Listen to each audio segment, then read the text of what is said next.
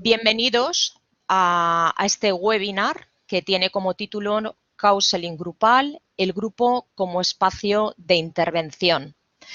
La persona que va a desarrollar pues, esta conferencia bajo esta modalidad es Ernolando Parra.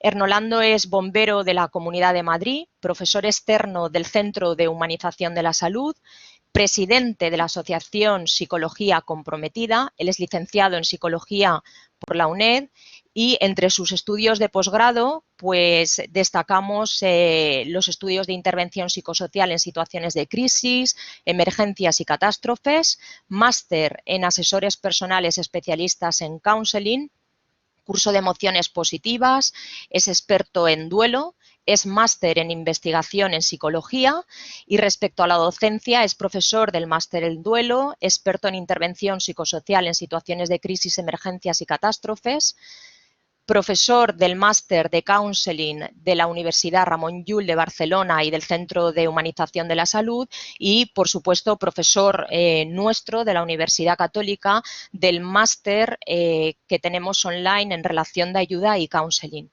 Destacar también otros méritos, pues es miembro, ¿no?, del grupo de emergencias del Colegio Oficial de Psicólogos desde el 2005 hasta la fecha, miembro del equipo de respuesta inmediata de catástrofes del Cuerpo de Bomberos de la Comunidad de Madrid desde el 2009 hasta la fecha, responsable de formación en psicología de emergencias, voluntario también del Centro de Escucha de los Religiosos Camilos desde el 2007 hasta la fecha, donde aborda fundamentalmente intervención individual y grupal en duelo.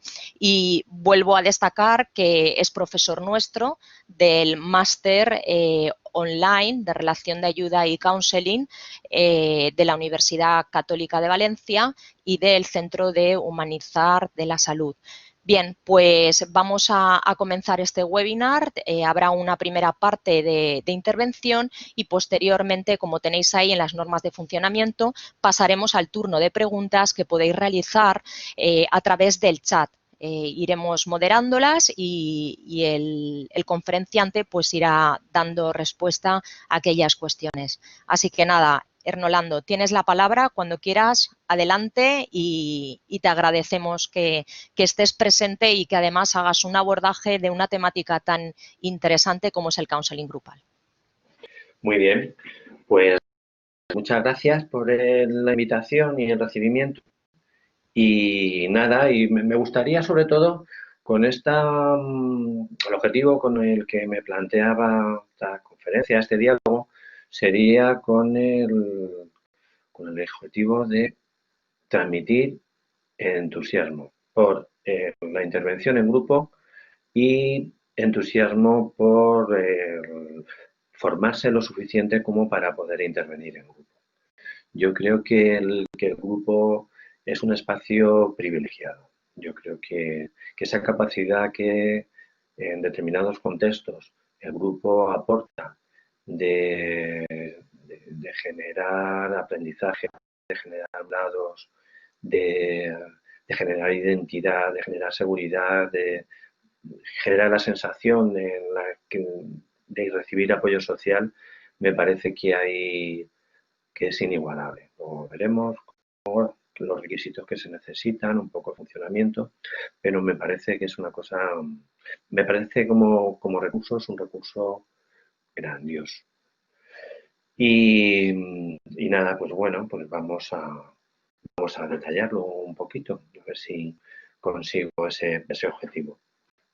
Lo primero, como esta serie de webinars está relacionado al máster para la formación que se imparte en el máster de Relación de Ayuda y Counseling, pues puede haber gente que ya haya participado y que conozca un poco el counseling, pero a lo mejor no. A lo mejor alguien ve este vídeo grabado o alguien está participando aquí que no tiene muy claro qué es eso del counseling y para qué sirve. En principio, entonces, solo una pildorilla sobre ello. Rogers, que podríamos decir que fue el fundador, el impulsor o la persona que generó las bases para el trabajo que se ha hecho después dentro de este mundo del counseling, definía la relación ya que proporciona counseling como aquella en la que una de las partes intenta promover en el otro el desarrollo, la maduración y la capacidad de funcionar mejor y afrontar la vida de forma más adecuada. Por lo tanto, nos encontramos con un modelo de intervención que pretende no ser directivo, que pretende apoyarse en los recursos de la persona a la que se acompaña y que lo que hace es generar a partir de la relación terapéutica que se establece un proceso de crecimiento en la persona que está viviendo determinadas dificultades psicológicas. Se apoya en el uso de la empatía, la aceptación incondicional y la autenticidad. Aquí en esta diapositiva lo he puesto mal. Empatía, aceptación incondicional y autenticidad. Las tres actitudes que encontramos como básicas detrás de la intervención en counseling. Rogers, de hecho, decía que lo único que había que hacer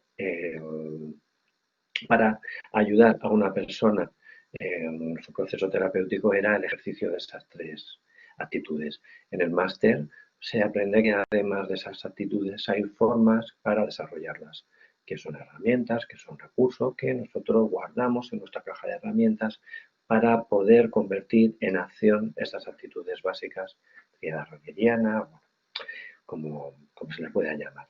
Entonces, como decía antes, un modelo de intervención no directivo centrado en la persona, estableciendo procesos de iteración en una relación lo más horizontal posible, en la que el terapeuta no usurpe el control y no usurpe el poder a la hora de resolver las dificultades que una persona lleva consigo. Y dota la comunicación de un papel fundamental en el proceso. Hay una parte en la que de todo lo que tiene que ver con procesos de introspección, con la definición de objetivos, se basa en un proceso de comunicación donde las herramientas que utilicemos tienen que estar muy bien afiladas. ¿Vale? Luego, como tenemos un turno de preguntas, si hay alguna cosilla de esta, si queréis que profundicemos un poquito, lo hacemos. El grupo. Vale, entramos aquí ya en lo que sería esta parte de intervención en grupo. Aquí lo que hago es definirlo. Y definirlo simplemente para establecer un lenguaje común. Hay mucho escrito, mucho descrito sobre equipos, sobre grupos, depende de los autores, depende de la disciplina académica, si bien la psicología, la sociología, la antropología, el mundo de la empresa. Depende de los países y la cultura a los que llegue. Muy distinto cómo se aborda todo lo que tiene que ver con el grupo, los equipos, desde autores norteamericanos comparado con autores o autoras del mundo latino, Latinoamérica, o con autores europeos.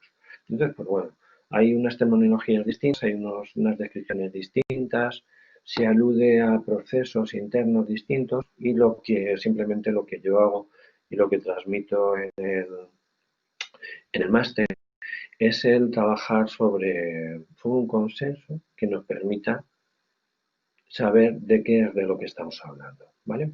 Entonces, un grupo lo consideramos cuando está compuesto por más de 2 o 3 personas.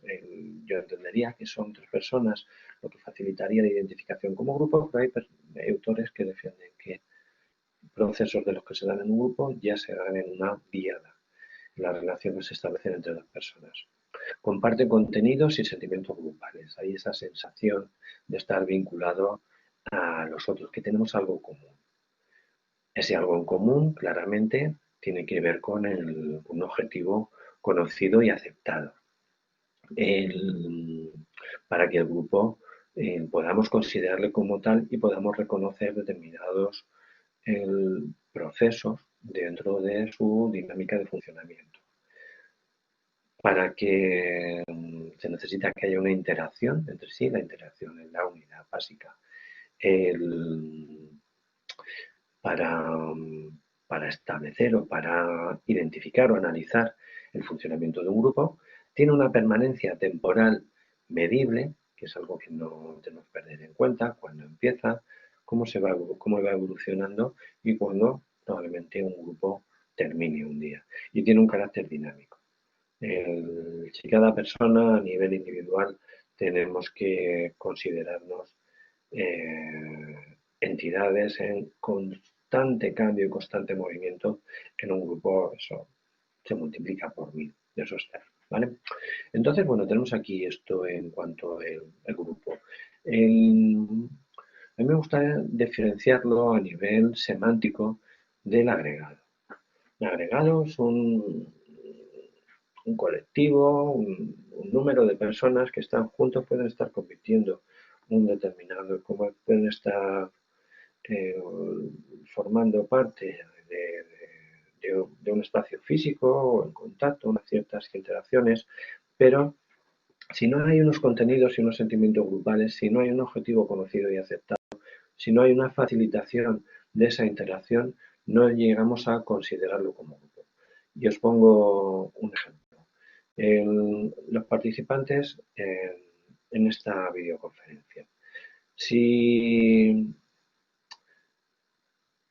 ahora mismo no podríamos considerarnos un grupo.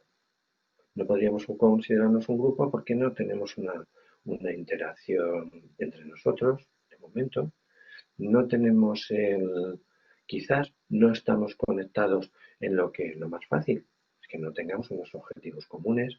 Pues hay una serie de circunstancias que hacen que no tengamos ese contacto. ¿Qué es lo que ocurre? Que va a haber un momento en el que esto va a cambiar.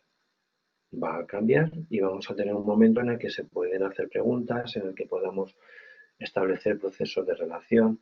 Quizás si lo abriéramos aún más, habría interacción entre todos los miembros del grupo y podríamos llegar a considerarlo ese grupo que tendría una funcionalidad. En este caso, ¿cuál sería? Pues estaríamos hablando de un grupo educativo, un grupo de aprendizaje. Estaríamos hablando de un grupo que compartiría unos determinados objetivos y que se vería beneficiado. Antes os decía que yo era súper fan, un enamorado del trabajo en grupo.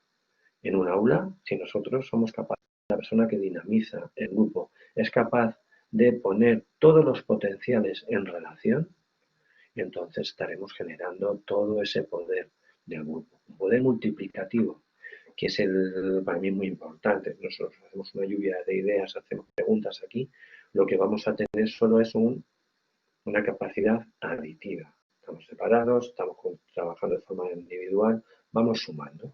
Pero cuando las ideas de los demás lo que es provocar un crecimiento intelectual en mí, una sensación de sentimientos compartidos, entonces yo estoy produciendo algo que tiene que ver con lo multiplicativo.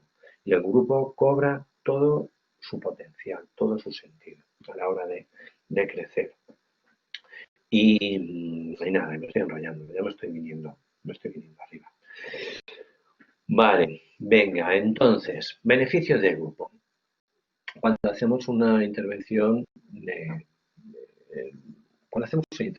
grupo, sin ponerle etiquetas. En el grupo se aprende y se entrenan herramientas para las relaciones personales. Cuando yo hago en mis funciones de terapeuta,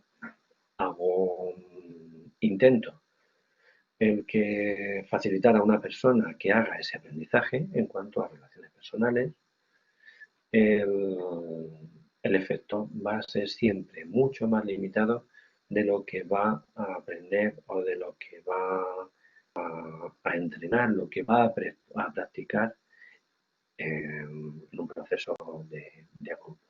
Si yo, ya son cosas, bueno, pues que lo puedes ver en otros órdenes de la vida, si yo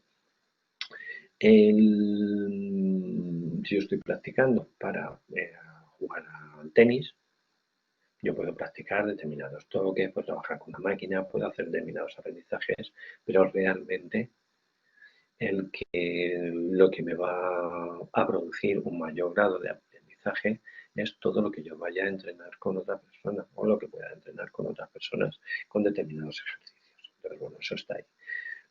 Otra ventaja, un beneficio del grupo, es que permite la realización y experimentación de cambios en un entorno controlado. Es decir, tenemos más capacidad para introducir esos cambios, pero a su vez lo hacemos en un entorno controlado. Con lo cual, yo voy a recibir la sensación de que puedo arriesgar más, de que, bueno, las consecuencias que pueda tener de un error no van a ser tan graves como en otros entornos donde puedo ser criticado y donde puede haber unas reacciones adversas a aquello que yo haga mal. Entonces, pues bueno, vemos que ya es un entorno en el que se pueden hacer las cosas y que además las puedo poner en práctica en un contexto que me va a facilitar el arriesgar. El poder de los compañeros para sanar, compartiendo estrategias y prestando apoyo emocional. Ante determinadas dificultades, esto resulta fundamental. Pensemos, por ejemplo, en un grupo de duelo. La capacidad que tienen los compañeros de escuchar y dar sentido a la expresión de las emociones. La capacidad que podemos encontrar en un grupo para compartir estrategias que otras personas utilizan y que vemos que les ha podido resultando de utilidad. Y las respuestas que haber como apoyo emocional ante la expresión de emociones por parte de los miembros del grupo.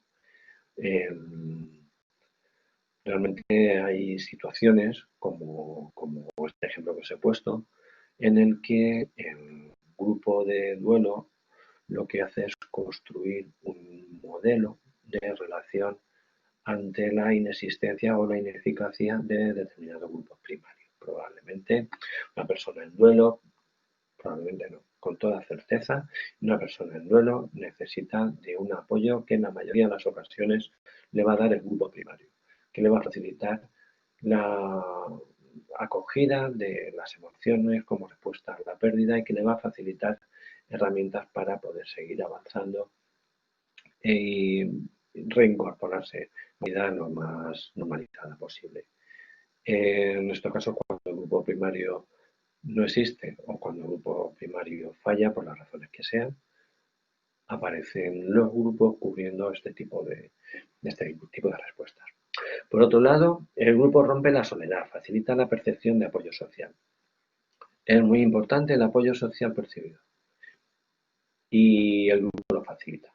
Digo apoyo social percibido porque hay muchas personas que disponen de ese apoyo social, pero si sus sensaciones de que no se da ese apoyo social, van a seguir presentando dificultades ante determinadas situaciones críticas.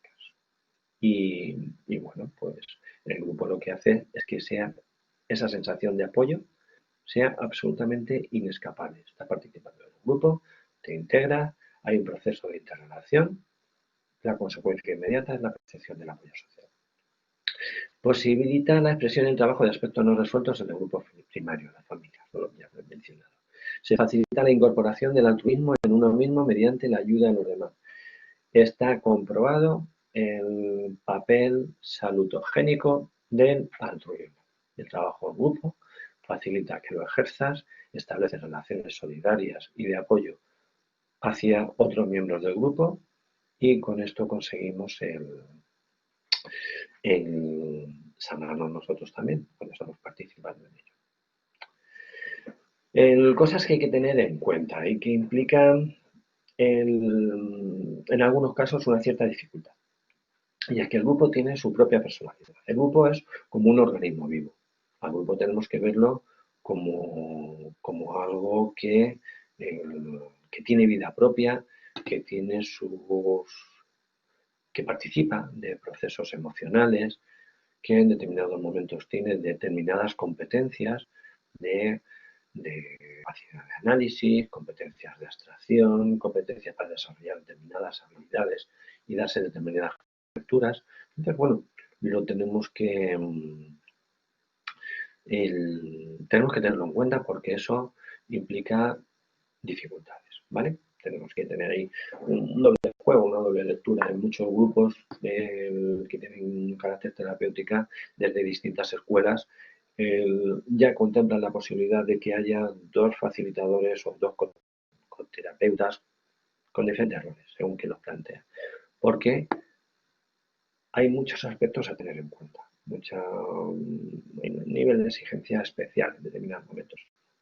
La priorización del contacto cara a cara porque aunque pueda haber tareas que se realicen fuera del grupo, realmente la prioridad es que todo el trabajo que podamos hacer, digamos, más desarrollo de competencias y de trabajar sobre aspectos importantes, profundos, lo tenemos que hacer en el grupo, porque realmente si no perderíamos un poquito ese papel que otorga el grupo. Tenemos que tener en cuenta que hay que facilitar la simetría en la relación entre los miembros del grupo. De lo que se trata es de que sea un grupo lo más horizontal posible en el que los liderazgos alternarán. Ese liderazgo que definiríamos como la capacidad de influir en los demás dentro de un grupo sería un liderazgo compartido y que bueno, se iría ejerciendo en función de la participación que se fuera teniendo, siempre con la moderación del facilitador del grupo. Esto implica elementos de control también, para que no haya dentro de esa libertad de movimiento que tenemos dentro del grupo, el que no haya personas que se apoderen de un poder que lo que queremos es que esté repartido. ¿Vale? Énfasis en la responsabilidad personal, en la resolución de problemas, y es que no podemos permitir, porque entonces estaríamos teniendo un proceso casi iatrogénico, estaríamos teniendo un efecto perverso del grupo. No podemos permitir que hayan personas que no identifiquen su trabajo personal con lo que se está trabajando en el grupo. Porque estás allí, participas, puedes estar en el grupo, pero si no tenemos esa posibilidad de participar, de introducir nuestro proceso individual dentro de todo eso que estamos trabajando, pues no está cumpliendo con su función. Tiene que haber un problema común y tiene que contemplar el poder de las personas para ayudarse y ayudar. Cualquier persona que participa en un grupo, no estamos hablando de un grupo terapéutico, tiene que sentirse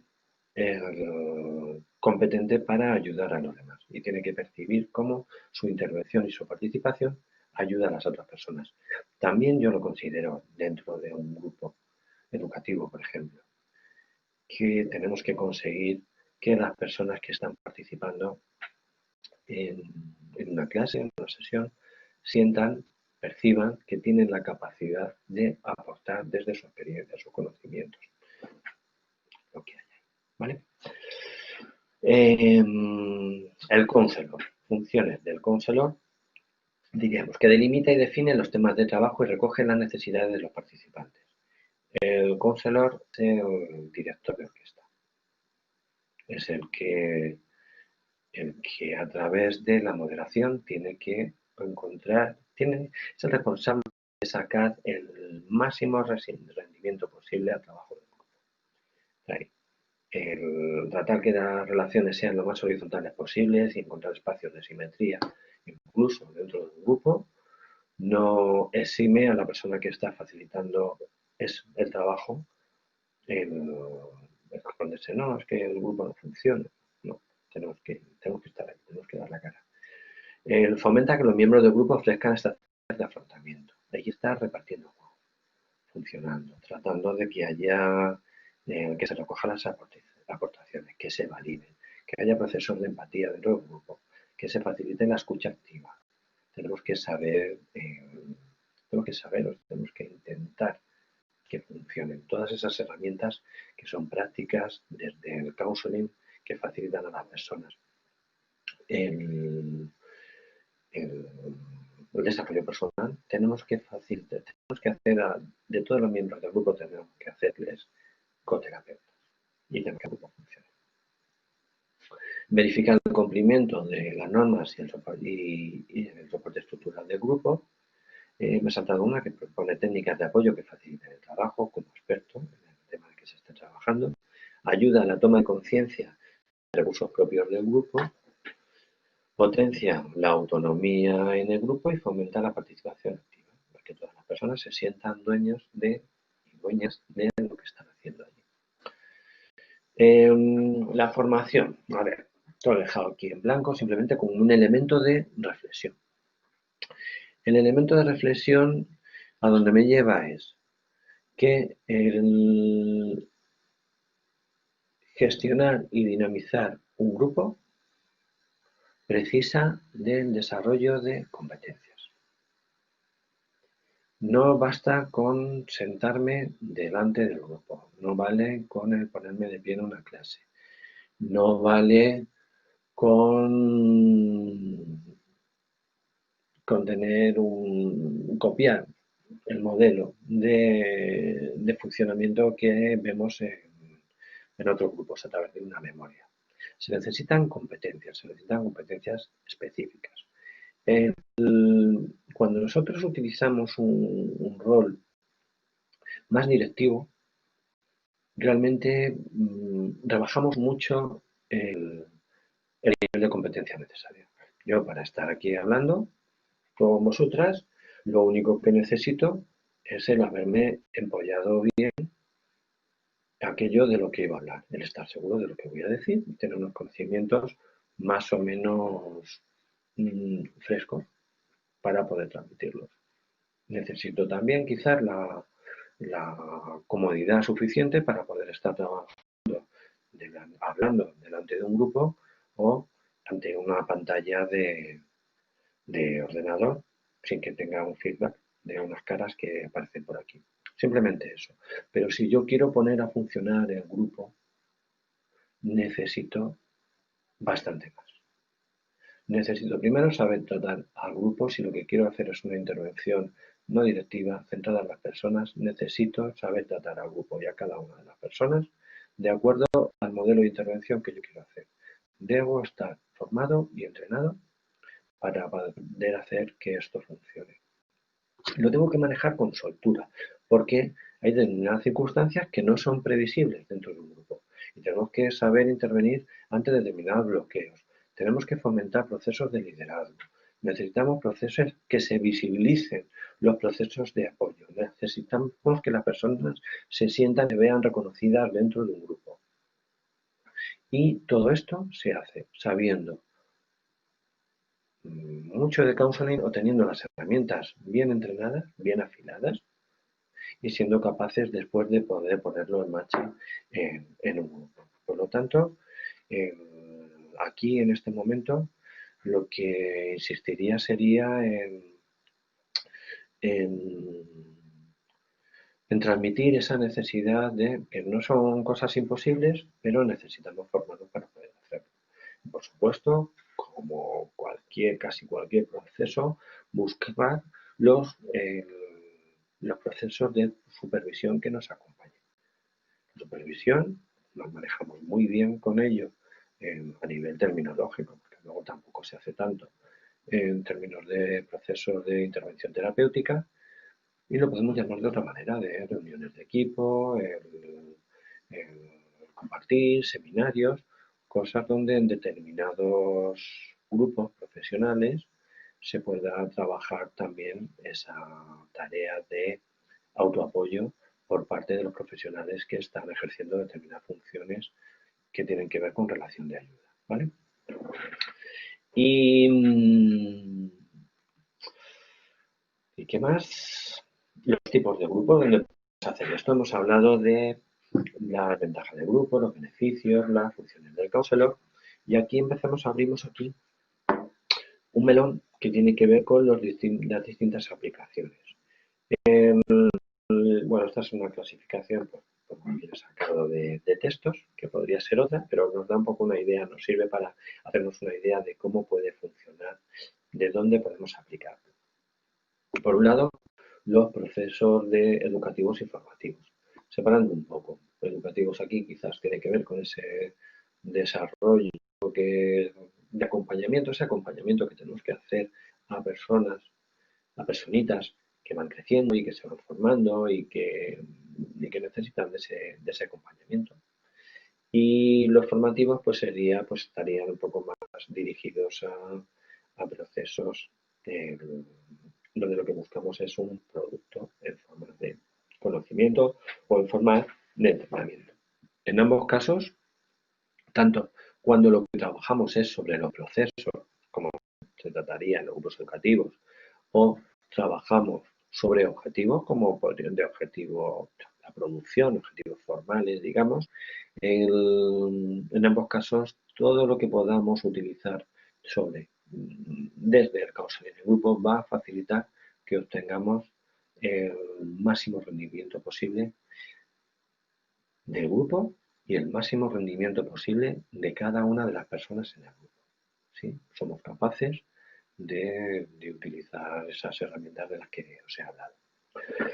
Se puede utilizar, por supuesto, en grupos de counseling y de terapia. Quizás aquí se distingue el counseling desde elementos que tienen que ver con dificultades psicológicas y que no entrarían dentro de una categoría, de una etiqueta, de una patología de salud mental, y los terapéuticos estarían más vinculadas a determinadas alteraciones, pues que podríamos etiquetar como que precisan de esa terapia de salud mental, ¿vale? Estaría por ahí, la diferencia estaba por ahí. Por supuesto hay unas líneas que no están claras, pero bueno, si nos fijamos un poco en los dos polos, pues sería eso. Es muy adecuado para grupos de crecimiento personal y para múltiples formatos de trabajos de autoayuda. Serían personas entrenadas en counseling podrían poner en marcha multitud de grupos en distintos sectores, grupos que pudieran funcionar de forma autónoma y que trabajaran para conseguir determinados objetivos. Más otros usos del counseling. Otros usos del counseling en grupo. Perdonad. En principio, pues, cuestiones de las que se pueden extraer consecuencias directas serían competencias para la humanización del liderazgo. Hay determinados formatos de liderazgo que ya abandonan modelos clásicos, tradicionales, jerarquizados, que implican la puesta en marcha de actitudes vinculadas a valores que queremos desarrollar dentro de un equipo de trabajo o dentro de un grupo con el que nos relacionamos. El counseling en grupo nos facilita tomar contacto con las herramientas necesarias y suficientes como para estimular o dirigir ese tipo de cambios hacia el liderazgo humanizado. Por supuesto, sirve para los conflictos y la solución de problemas, para los procesos de mediación, para articular arbitrajes. Nos sirve para todo ese tipo de funciones que pueden surgir dentro del grupo, para analizar, para entender el conflicto como un espacio de crecimiento. Yo creo que es personas que actúan como facilitadores en un grupo, donde hay conflictos y que están formados en counseling, tienen mucho que aportar para el crecimiento a partir de esos conflictos y, por supuesto, en muchos ámbitos que tienen que ver con la mediación también. Y para la optimización del trabajo en equipo, buscando pues esas alternancias en los liderazgos, esa parte de atender los procesos que se dan dentro de un equipo de trabajo que tiene que ver con lo socioafectivo, con las relaciones personales, con los procesos de comunicación. Todo eso aparecen como usos posibles de las herramientas que podríamos aprender cuando nos metemos en el counseling grupal. Y con esto parece que había terminado. Efectivamente. Más o menos he intentado un poco rápido para ajustarme a los post y nada, a partir de este momento estoy a vuestra disposición. Tengo alguna cosilla que me ha salido ahí que podría comentar también, pero bueno, esperamos a ver si hay alguna pregunta y si no, pues hago una pregunta, ¿vale? Muy bien, pues muchas gracias, Erno. Y como bien has comentado, ahora viene el turno de preguntas. Los participantes que estáis, si tenéis alguna pregunta o alguna consideración, podéis escribirla en el chat, ¿eh?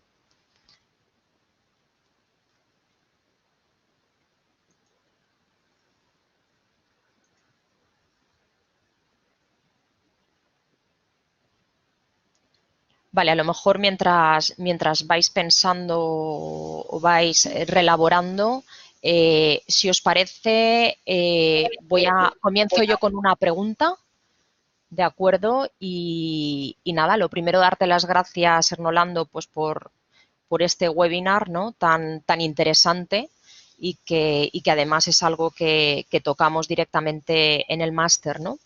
Yo un poco sabemos que el counseling, ¿no? Que la relación de ayuda lo que nos permite sobre todo es humanizar las relaciones y que es algo que está en el día a día, ¿no? Porque nosotros somos seres relacionales, seres sociales. Entonces, la versatilidad del counseling y lo que es la aplicación a numerosos ámbitos es algo que está presente, ¿no? Y así lo reflejamos nosotros en los contenidos que impartimos. Mi pregunta sería si se considera que la formación en grupo, el counseling grupal, organizacional, no solamente tiene una proyección o una expansión para esos ámbitos que tú has estado comentando, de autoayuda, de crecimiento personal, sino si serviría para la aplicabilidad en otros ámbitos. Y luego, pregunta que me viene, ¿no? Enlazada con la primera. Trabajar ya personalmente es complejo, ¿no? Porque cada persona tiene sus propias maneras de funcionar, sus propias dinámicas. Yo me pregunto, ¿cuáles son los límites del tratamiento o de la intervención grupal? Vale, pues a ver, empiezo en el orden que has propuesto. A mí me parece que para todo aquello que tiene que ver con la existencia de un grupo, las herramientas, la formación en counseling me resulta adecuada. Yo pienso, por ejemplo, en personas de mi entorno, personas que trabajan con un grupo en una residencia de ancianos.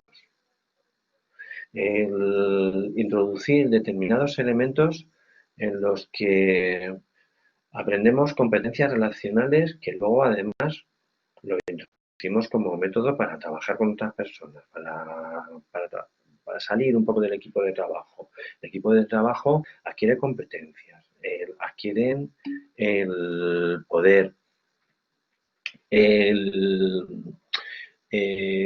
mejoran la forma de relacionar, somos capaces de conseguir las aportaciones y los trabajos que eh, considerar las opiniones de todos los demás. Hay mayores niveles de satisfacción.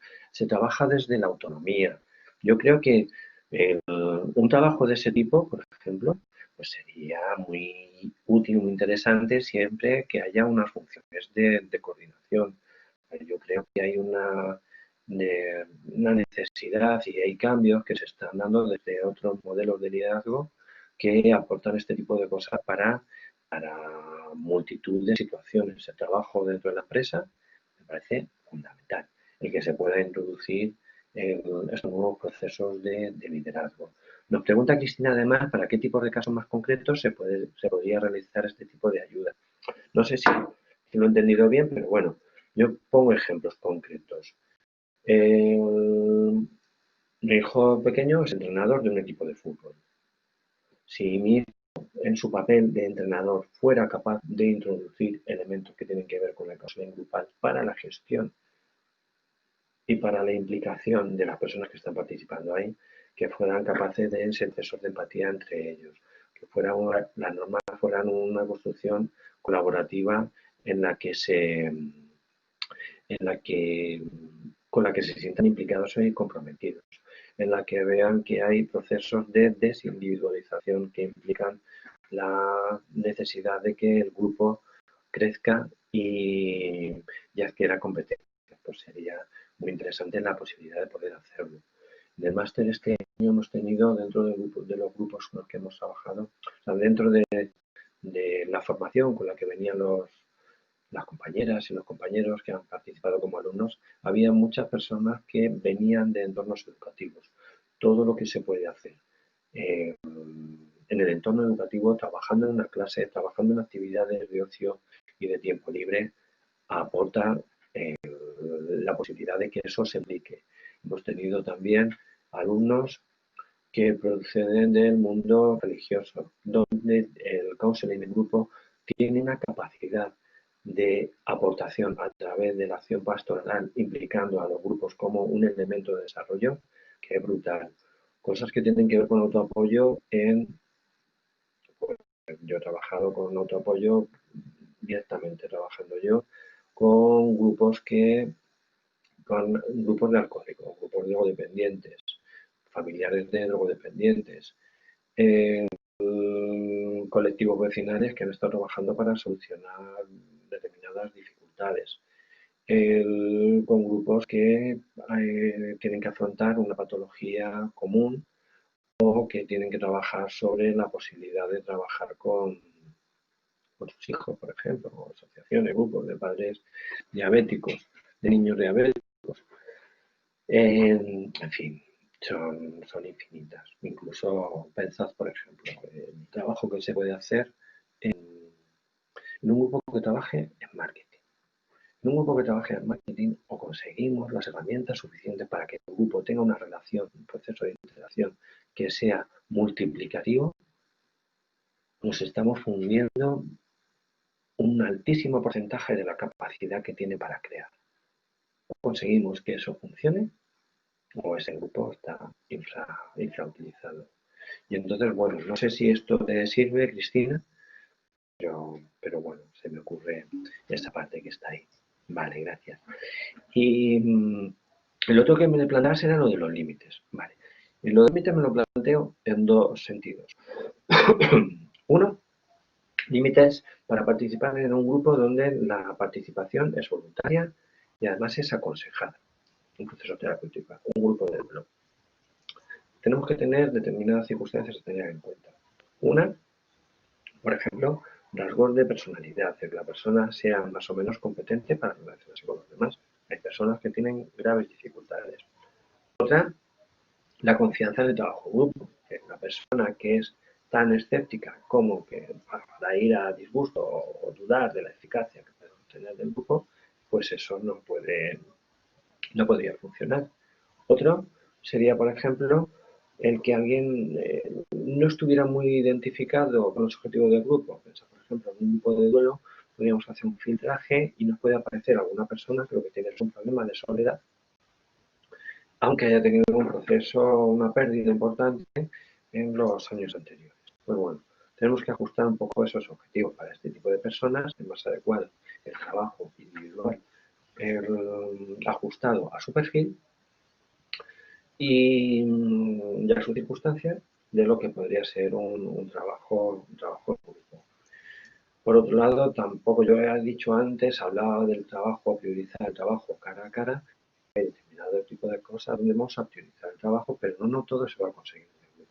Tenemos que ser conscientes de que hay un trabajo fuera. Por ejemplo, el trabajo en competencias relacionales, habilidades comunicativas. En el grupo aprendemos, entrenamos y pero todo eso hay que ir sacándolo poquito a poquito para que pueda funcionar en un entorno normalizado. Yo os decía que separaba esta parte de los límites en dos tipos de grupos. Uno es en este tipo de grupos en el que la intervención es aconsejada y voluntaria y otros en los que no lo es, donde podemos encontrarnos personas con esos perfiles difíciles, pero que sean parte de nuestro equipo de trabajo, que sea parte de una clase, de un aula, o parte de un grupo en el que bueno, tiene que ir así.